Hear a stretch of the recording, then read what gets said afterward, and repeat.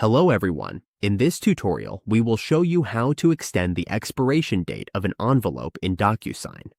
When a document is close to expiring and more time is needed for the recipient to sign, this simple guide will walk you through the process. Let's begin.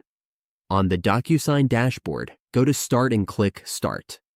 Next, go to Template or Create a template.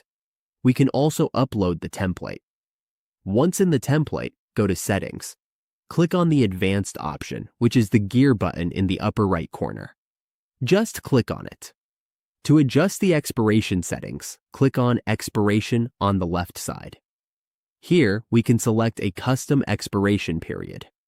For example, set it to 120 days, 200 days, or 100 days, depending on what is needed.